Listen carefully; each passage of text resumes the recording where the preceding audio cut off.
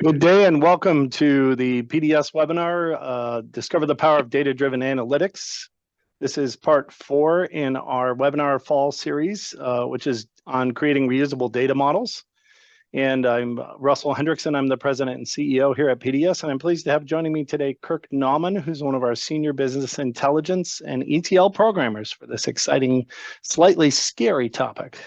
Good morning, Russ, and happy Halloween.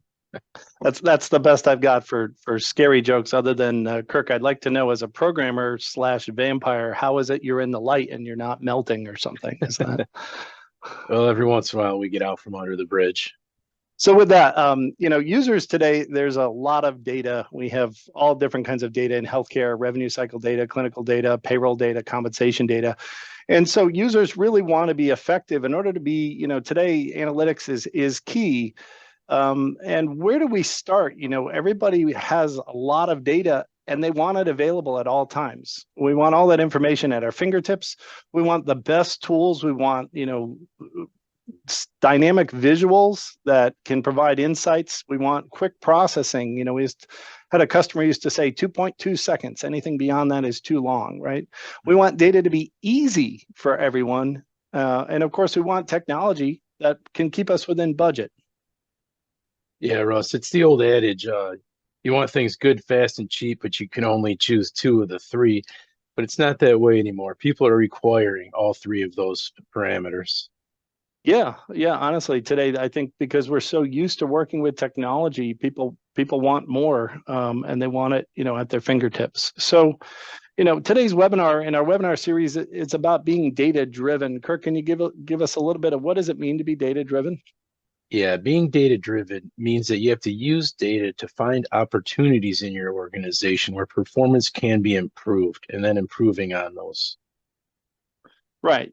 And so when we think about leveraging data, where do we start? We have all this different data within our organization, right? So the first place people usually start is, well, what applications are we currently reporting on? What tools do we have to work with today? Who's currently managing or sort of the content expert of each data set? And what metrics do we have? Oftentimes, though, organizations miss, what metrics should we have? What are the things that we aren't able to measure, but we should be when we think about data? And so if you think about sorting out all that data, I go back to the best place to start is really with the business experts or the managers of each department, whether it's operations or clinical or financial. There are content experts within your organization. And ultimately, we need to think about how are we going to structure that data in such a way that both the content experts, the department managers, and everybody down the line has access to good data that's well organized. Russell, I've seen this slide before in some of the earlier webinars. Can you explain this a little better, maybe expand on it? I certainly can. Data-driven analytics, we talk about what's called analytical intensity. And if you think about an organization, sometimes we'll talk to an organization and we'll hear, well, we're kind of starting at the beginning, or we don't use a lot of analytics, or we're sort of just using canned reporting. So most organizations, though, are at a minimum working at what we call the low end of analytical intensity. They're summarizing data. They're probably trending some data. They're probably building some dashboards in Excel or running a lot of different reports that they might, share or send out, even on paper. Right. But as we start thinking about higher levels of being data driven, we want to think about how do we start benchmarking? And when we move into benchmarking, the idea of where could we be? Where should we be? Where is everybody else in our specialty? Where is everybody else with denial rates or in our industry? Right. We start now moving up to higher levels of analytical intensity, because if we can't measure where we are, how do we measure what could we do? If we go up a little further, though, into analytical intensity and what we call the higher levels, you get into what's called relationship analysis. And that's what we're going to talk about today. How do we build relationships between data? How do we model or structure that data so we can then begin to understand what's really going on in our organization and leverage data to improve performance? And we'll come back to ultimately projecting performance improvements, which really we get into ROI. But let's go back to the beginning and say, what happens if we don't have good data designed? What kind of challenges does that create if we just write a bunch of queries to build out, say, our visualization in Tableau or one of those kinds of tools? Yeah, Russell, in this example here, you show that we've got our database and we're going to have a programmer writing some queries to get some results out to the end user.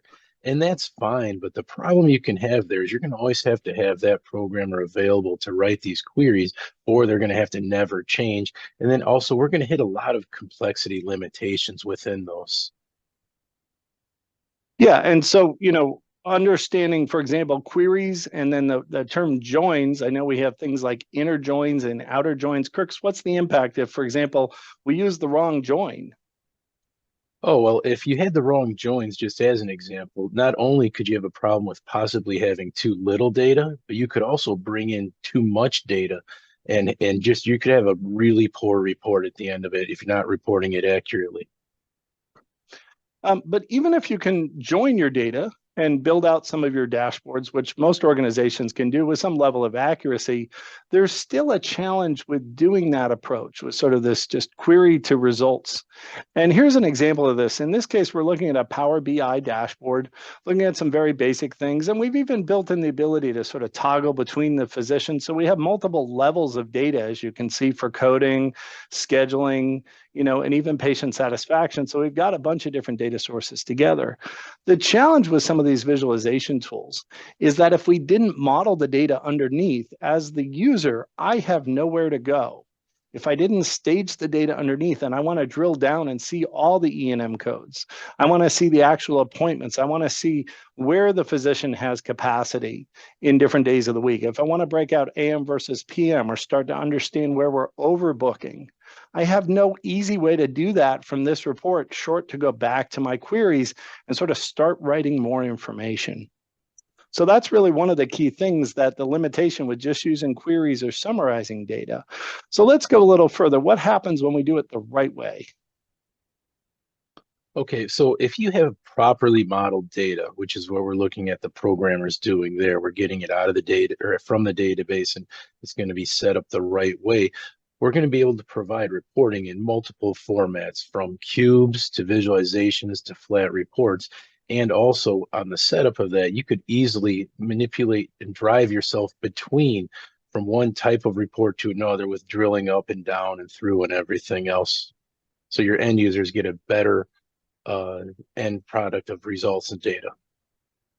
Yeah. So, Kirk, what I heard you say was, if it's modeled, it doesn't really matter what the user needs, whether you build them a visualization or they want to go in and explore the data, slicing and dicing through it, or they just need reports. That model data can support whatever's needed, both in the short term, but as they continue to explore the data, right? So That's exactly it's a right. Yeah, so you'd say, well, why doesn't everybody just model data then? What is the challenge here, in particular with healthcare data? Well, very much so with healthcare data. It can be challenged because the data is not necessarily always intuitive. You can have CPTs, HCCs, ICD-10s, RVUs, just a myriad of acronyms that you have to learn and deal through. The volume can be immense in some organizations. And then there's a lot of issues with historical changing in your reporting needs. For example, you might have RVUs that you wanted to report with 2020 results, but compare them to 2023 if they were those values in each other year. So you could have a comparative analysis of the two, which can be tricky at times. And then always with healthcare, you have to deal with standards and regulations. Yeah, I mean, things like HIPAA, encrypting data, data at rest, even create challenges, moving data, right? Summarizing data, all things that have to be considered when modeling. So, Kirk, one of the reasons why we let you out of the cave today, sorry, let you out of pulled you into the light, however we want to say that, Okay. is because you're a data modeler, right? So day to day, you're working with different clients here at PDS, Mhm. healthcare organizations across the country. How do you go about modeling the data? They've got this sort of all these different data sets. What do you do all day? Well, Russ, we take this data that comes to us, and it can come in many different formats and different degrees of organization or disorganization. And then I just hit a button, and we give your results to the organization, and it's got what we need all done. That's how it works. Huh? You just hit a button. That's That's what you do all precisely day. how it works. Yeah. All right. I won't ask where the button came from, but I have a very strong suspicion that button is you with a computer and a lot of experience in modeling data. So we're going to break this down and we're going to show some visualizations, but let's talk just strategy a little bit around building a data warehouse and this data modeling concept. And so there's a couple of key terms here. We have this concept of think big, top down approach, and then we have this bottom up phases approach. And these are the two most popular sort of strategies for data modeling. The top down approach is often known as the Inman approach, and the bottom up or phases approach is known as the Kimball method. So Kirk, if you would, at a very high level, can you give us kind of a little comparison between the two methods? Sure, Russ. The Inman approach is to set up almost your whole thing from the start. You're going to have your whole data warehouse built where we're starting at the top down. We're going to have everything out there, and then it's going to flow down and through and give you all of your reports at the end. It's often a little bit more complex to set up, and you really have to have that big picture from the start to have everything done that way. And in contrast to that, we've got the Kimball approach, which works with what they call the bottom up. And on that, you're going to start with a smaller aspect and build that out, going with star schema and have smaller data marts, add to them. So you're going to grow as time goes and as you meet your business needs. We often do use a combination of both in the healthcare. So again, to kind of summarize, what I heard you say is Inman is more planning the whole project, looking at all the different data set, trying to design it all up front. Kimball is more iterative. Let's build one piece of the puzzle, start using it, build another piece, and start using it, right? And absolutely, we here at PDS, but most organizations do use some combination of the two. Are there any other strategies worth talking about today? Yeah, another common strategy used is a combination of the Kimball and Inman approach by Dan Lindstedt. But, Russell, we don't want to get too deep into the strategy on this for this presentation today. Try to keep the people going. I would agree with you there, Kirk. We certainly don't want to scare anybody or put them to sleep, right, with that. So, what's the right approach when you're considering how to model out or build out your organization's data and data structures? You really have to think about both your size, your structure, the resources that you have to work with, the experience that you have. Are there business goals? Do you have some short-term business goals? Oftentimes organizations might hire or bring in, a new operations officer or something that says, hey, we have to just focus in on scheduling and we don't have the tools we need. So these are all things to consider, as well as even, are you planning to grow? Are you growing aggressively? Are you growing through acquisition? Or more traditional hiring physicians if you're a practice, or you even thinking about merging or joining a bigger group. For all these methods though, Kirk, is there one that we found here at PDS tends to be more effective? Yeah, we use the Kimball approach just because, to answer all the questions you kind of asked there, we need something that's going to let us start out one way, deliver a product, and then expand on it, because there are, as you said, always changing needs. And the star schema setup and an incremental approach is what's right for us. Okay.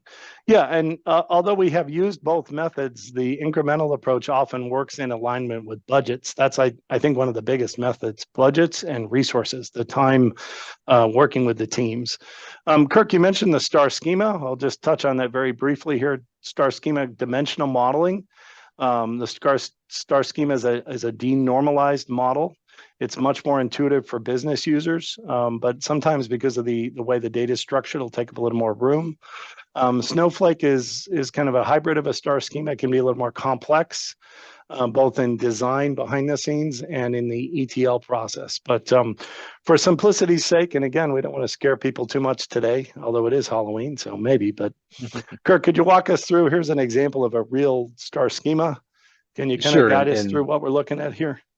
Yep, and this kind of shows the diagram behind the terminology there. Let's start on the left. This is at a very basic look of it. We have a central fact table, okay, and that can be scheduling data, transaction data, billing data, whatever it's going to be. And then it has dimensions off of that. Your dimensions are things we're going to describe it by, what we see in healthcare.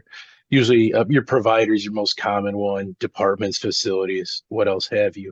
And then on the right, you can see this is an actual in practice version of a star schema we have in our BI tools. And you can see it's got that fact table in the center and all of the different dimensions off of it. So while we think stars and the old 5-pointed elements that's shown on the left, there really is not a limit to how many dimensions you can have off of there, as long as they're everything that you want to describe your data. Yeah, and so if you think about healthcare data, we go back to some of the complexity of healthcare data, right? We have just a lot of different dimensions that might be part of that schema. So let's take that star schema though and look at a more practical example. Let's break it down. So here we are looking at a visualization that's been built off of the star schema data model that was then summarized into a cube. And so the first things you'll notice, and this is an iterative example, this isn't exactly designed for use by a user, but it's really meant to iterate what we're going to talk about in the webinar today. So the first thing we're looking at is RVUs by division, and I've got different, I can point and click and you'll see the data changing automatically. We've also added a benchmark here. So if we wanted to just highlight all those physicians that have low work RVUs. So let's assume that's the problem we're kind of focused in on. Before we get into the content though, because of this star schema data model that's underneath the hood, I can go from this visualization as we talked about and drill right into what is a cube behind the data. And I can continue to filter through the data, slicing and dicing, dragging and dropping. I can bring in dimensions that weren't in our original data set, and I can bring them into our data, into our report. I can filter on them, and I can continue to filter through the data, all because even though the visualization, as you saw, had a limited number of dimensions, I can continue to slice and dice through the data, adding dimensions. Ultimately, then, if I want to just drill down at what you've seen in the report here, looking at a single provider for maybe charges done in the hospital for Blue Shield, I can click and go from my cube right down to the patient level detail. Okay. And I continue to have that same level of functionality that if I want to bring in the procedure codes, because they weren't in my initial drill report, I can continue to slice and dice and filter through this data simply because our star schema data model made it so that one report, one visualization is also our analytics, and also the ability to get all the way down to that patient level detail. So when we deliver it to the user, it really doesn't matter what level the user wants to work at. Let's get back though to the story that we're trying to tell a little bit. So here we're looking for physicians, we're looking at physician productivity. We've been analyzing RVUs. Okay, we've also adjusted our RVUs for clinical FTE, so we know if the physician is not a full-time physician, right? Now we want to blend in some other data. And so Kirk, in this case, the first things I want to look at is what physicians are maybe they're low on RVUs just because they're turning in their charges slowly. So I might go in and just say, let's look at all those physicians that are bottom tiered performers. And as you can see, the next iteration of this dashboard, I can start to see where they're turning in their charges very slowly. So if we could focus on getting these physicians to turn in their charges quickly, or maybe we want to look at the physicians that have very low level 4 coding. And of course, we could look across our bell curves. But in this case, again, maybe we just want to see, is there a reason for this? Is there a reason these physicians have very low, level 4 coding? If they're in primary care, it might be because maybe they're not documenting appropriately. Maybe they're not asking the right questions. Maybe they need more training. Okay. So I'm assuming though, Kirk, in this case, I added a bunch of metrics, things like charge lag and coding. But am I really working with more than one table here, more than one star schema at this point? At this point, no, you're still just within your billing data, but it can be expanded, Russell. Okay, so what if I want to then join in some scheduling data? Can you walk us through how that dimensional modeling works? Sure. So the blue one for billing and the orange one for scheduling, those are both what we would call separate data marts. And they've got a dimension that's joining them. And you can have multiple, but we'll just discuss at a very basic level. Let's say they have the same provider. So we could look at that billing and scheduling data by the same provider. Now I can tell you're thinking, but what if our providers aren't always the same across our billing and scheduling? Well, that's okay. There's ways to get around that. And we might have to create a cross map or a different reference table that'll get us between the two of them.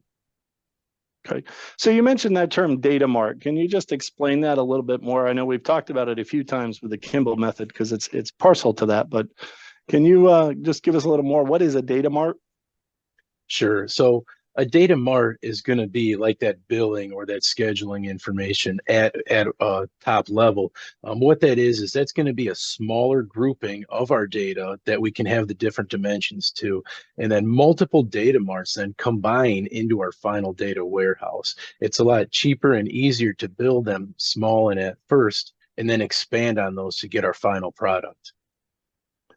Okay, so based on what we've discussed so far, if we go back to this visualization that we built to illustrate this, as you can see now, we moved from just looking at coding and lag metrics to understand physicians' productivity. We've now added scheduling appointments. So right away, if we wanted to say, well, which physicians have very low appointment volumes that are also very low on their RVUs, right? We could start to see, well, maybe some of these physicians just don't have a lot of patients in their schedule. Maybe they're new physicians. Maybe we have problems with scheduling or coordinating or their time. Maybe their schedules are too locked up. And so we may have an access issues or even just a scheduling issue. We don't really know. Okay. So we've joined data though, but Kirk, I know in the Epic, the provider dictionary, you talked about mapping the dimensions between scheduling data and billing data. In systems like Epic, that as far as I understand, there's just one physician dictionary, right? It doesn't matter whether it's for scheduling or billing or facility charges, right? So what if we want to go further though? I want to expand this now to a system that clearly isn't going to line up easily. What if I want to bring in, for example, patient satisfaction data? How does that work? Sure. You can still do it, Russell, as long as you can figure out and determine how you want to look at it. What is going to be that conjoined dimension that you're going to look at it through? It might take a little bit of massaging of the data to get that there and a little bit of work for someone to determine that mapping table. But once it's there, there's no limit really to the types of things we can combine right here. Now, yes, you can see you can add general ledgers, HCCs, clinical quality data, whatever you can think of that you want to get into your data warehouse from these individual marts. There's going to be a way to figure that out and map those over and get your conjoined dimensions going. Yeah, excellent. So really what you're telling me is as we're analyzing data, which is my goal as the business user, if I want to continue to blend in data, as you can see in our iterative visualization here, here's our low performing physicians. We can start to see how they're performing with patient satisfaction metrics. We can still filter on low volume patients who's missing in their charge lag encoding.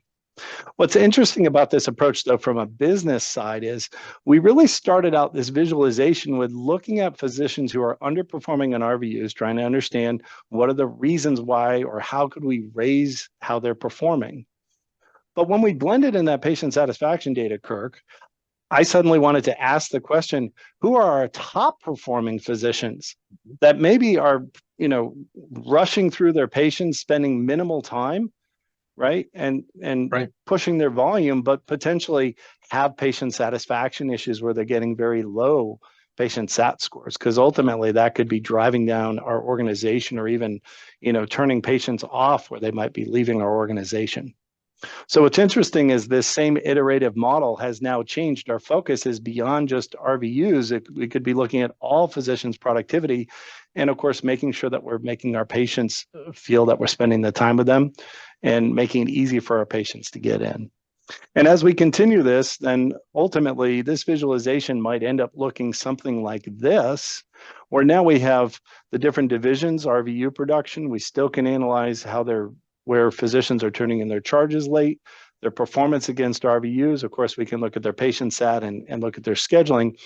And then one of the last key metrics we might want to bring in as a business user and something to consider is the physicians that potentially we've had in our organization for a long time and we've been working with trying to improve their productivity.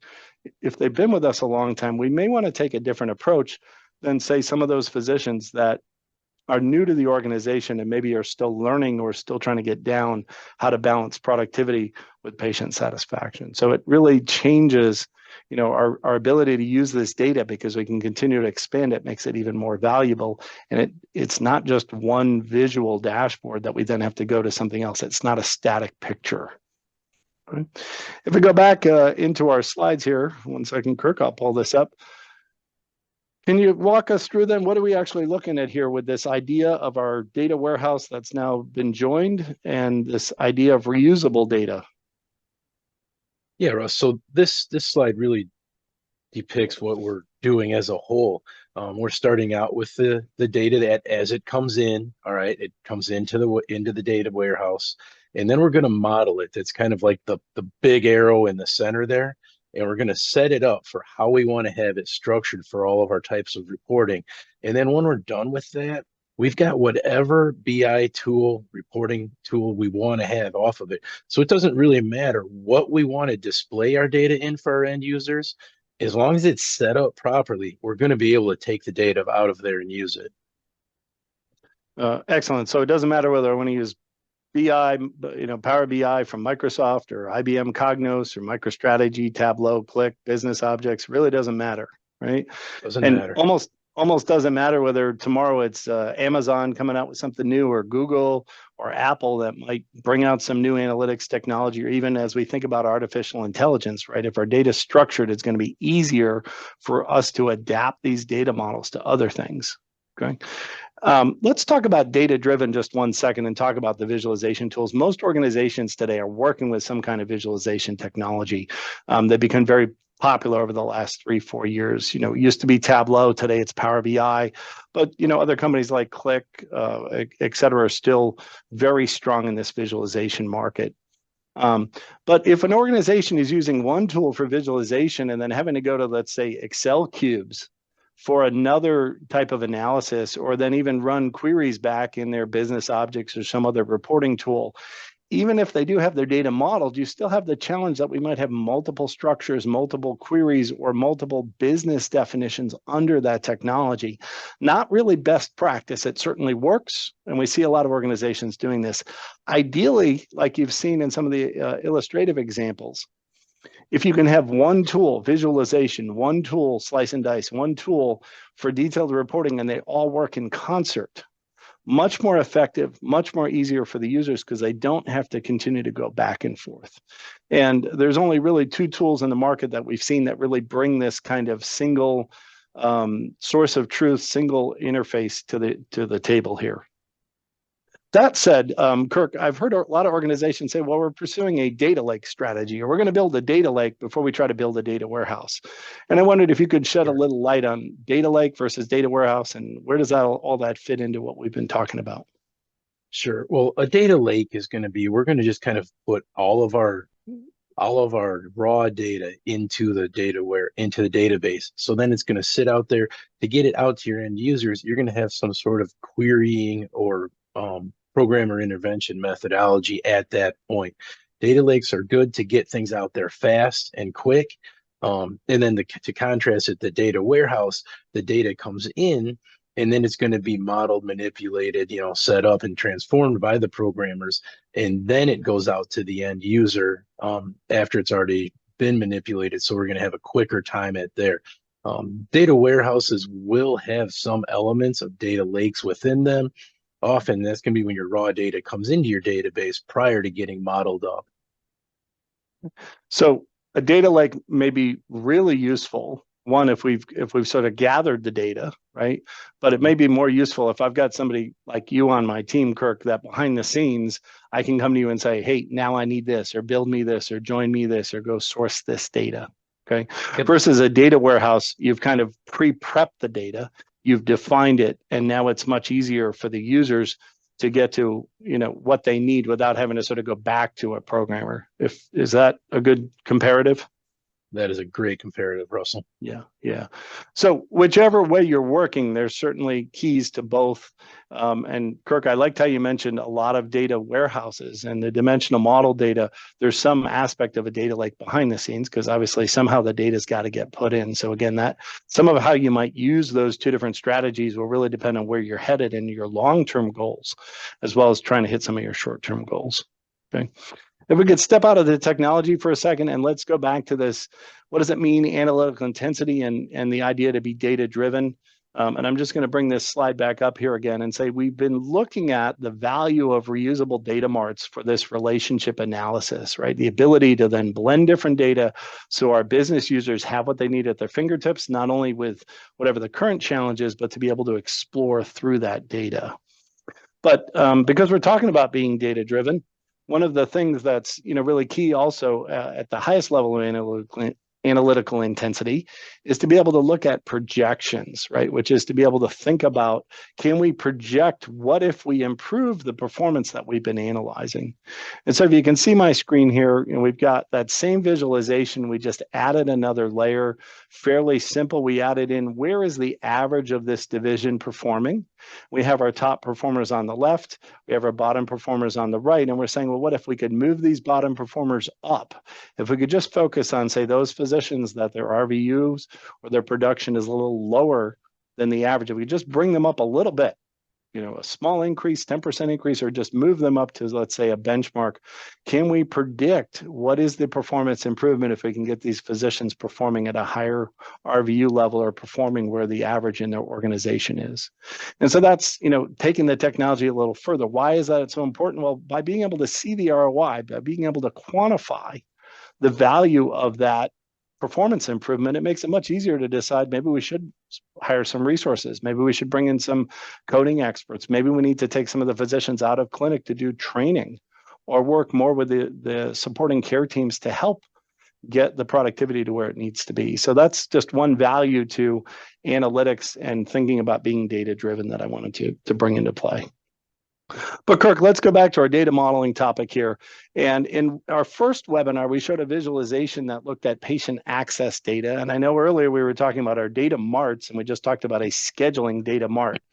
But when we showed this back in part one of our webinar series, I know, and if you would share with us to the folks here that are watching today, how many different star schemas, how many different data marts are actually being used to do this visualization that includes things like appointment status, day of the week analysis, appointment lag, third next available, and of course that all important scheduling utilization, looking at the physician's available time against their book time. Right, Russell. So in this one, off the start, it's looked like I'm seeing 3 different data marts in here. Our appointments, our visits type data, our scheduling utilization data, and our third next available. So on that, we have the concept of our data marts building our data warehouse that we were talking about earlier. And we gave it with a general setup of saying, scheduling, billing, call center, whatever. But really, there can be data marts within the data marts of that higher level. So here we have 3 different scheduling types of data marts, being the utilization, the third next, and the appointments. And they all have separate dimensions of their own that then join together to give us that whole report that you'd see in that example you just had there. Excellent. Yeah, and a great point to bring up. So we've seen, even within a single subject area, within revenue cycle data, you might have different data marts for AR versus denials versus utilization, right? So very important to think about it. So the complexity or the volume of this data warehouse can just keep growing as we keep specializing in different data areas, right? Okay. One of the other webinars, that was, just to go back, that was our part 1 webinar. In our part 3 webinar, which we held just a couple of weeks ago, we also talked about structuring data to improve quality of care, where we were looking at using visit data to calculate patient risk scores and understand our population. Can you talk to kind of what's going on with data modeling here? Sure. So once again, here we're going to have a couple different data marts. We've got our encounter information, coming from our visits. But you can see here, then we also have HCCs. So we're bringing in another data mart. Probably most likely here, this comes from the CMS data. So we can have different sources make up our different data marts also to then eventually drive us our final patient risk score. Yeah, and in this webinar, we actually talked about then joining in scheduling data to understand, not only do we understand where the patients with the highest need for care are, but where do those patients sit with upcoming visits or past due visits. So another example of blending the HCC data with scheduling data to really try to understand where there are care gaps and how do we improve on those care gaps. Okay. So we've talked a lot about the value of data modeling. What are some of the challenges, Kirk, if we don't do it right? We touched on this before, the challenges of just using queries, but can you, at a higher level, what are some of the challenges if we don't build it right? Sure. So the first challenge or roadblock, if you will, is you have to have the data right. If you're going to be doing queries every time, you have to make sure that each and every time those get set up right, as opposed to getting something built once, evaluated, reviewed, and then it sits out there forever. You can definitely have a performance loss because you're going to be going at something each time as opposed to data that's already set up, maybe aggregated, pre-built out into your data mart. So all of those are going to have a higher cost with them. You're also going to have to do that every time you want to join other systems. And then finally, if we're building something as a data marts and data warehouse, we can reuse those parts, build onto them, make it larger as we need it to, as opposed to almost reinventing the wheel each time if we're going back to a query system. Yeah, and you bring it up some of the challenges. I know one organization, when they had dramatic changes in their business, they had to actually stop using all the kind of query reports they had, and they actually had to go back and start working just with Excel. And this was a fairly large organization. One of the biggest reasons was the business and what was going on in the organization had changed so dramatically. The way they had structured their reporting, because it was sort of hard-coded queries, it was not adaptable to allow them to do the analysis based on just significant changes. The second thing that we hear oftentimes is, hey, we're now merging with another organization, or we're acquiring a practice, or we're merging with a practice. And so then, customers will call us and say, we don't have our initial system that we've been using for the last 5 years structured. How could we even begin to think about integrating with another system? Or, because now we've just doubled the complexity. We're going to have that many more different data sets. So, as you think about organizational change, dramatic change in the organization can significantly impact. And if you don't have it structured correctly, now you're sort of behind the 8 ball, because now you've got new data sets and new ways to handle that you're not really set up for.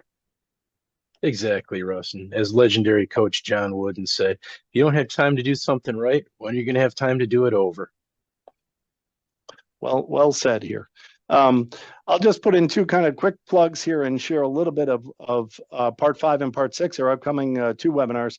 In part 5, which is coming up in just 2 weeks from tomorrow, we'll be talking about calculating custom KPIs and the importance of being able to get to custom metrics. So it will leverage today's topic, because if we don't have good data marts and data models underneath, we can't even think about blending revenue with expense data, looking at physician contribution margin, et cetera. So that's going to be coming up.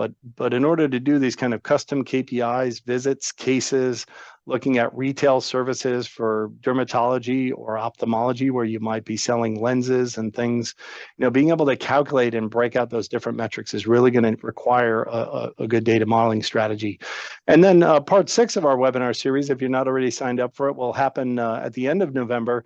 And in my mind, physician compensation reporting, given it requires custom metrics, it requires a lot of data underneath, and the different ways that comp can get complex very quickly.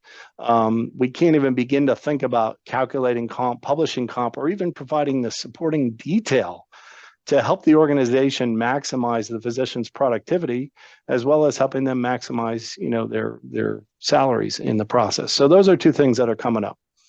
Well, we've got, a few minutes left here. Kirk, give us your, what I call Kirk's keys to success. Go ahead. Sure, Russ. So what we want to do is start small. We want to figure out what's that first thing you need in your database. What's maybe your most important or specific item that's going to get us started. You're going to build that data mart, okay? Going with the star schema approach. So we're going to get that. We're going to get it out there. It's going to be delivered. We'll get reviewed. And then off of that, because this is a expandable and flexible system we're setting up, we're going to then find the next thing.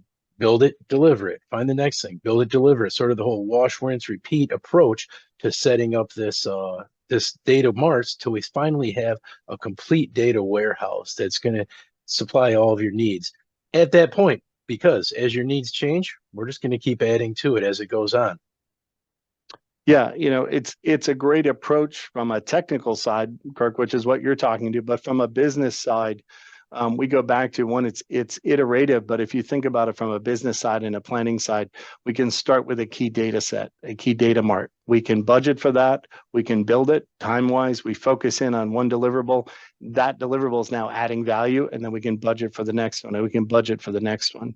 And even if you could build it all at once, you still have the challenge of absorbing those metrics and putting them into practice and using what the data is telling you to drive better performance. So this kind of iterative process very much works in healthcare, where we may have limited budgets. We also may have limited staff, or even just limited time to try to improve performance. But it very much is an approach that is well proven. If you'd like to learn more about PDS, or if you have some very specific or general areas that your analytics or reporting could be improved, we would certainly love to hear from you. We'd love to be able to help you and be happy to talk to you and understand what your reporting needs are and how we might be able to use these data modeling approaches or some of the technology or our best practice data marts to help you be successful within your organization. So with that, thank you so much for joining us today. Kirk, thanks so much for coming out of the cave there and not melting away, staying in the sunlight. And again, thanks everybody. Have a wonderful day and a happy Halloween.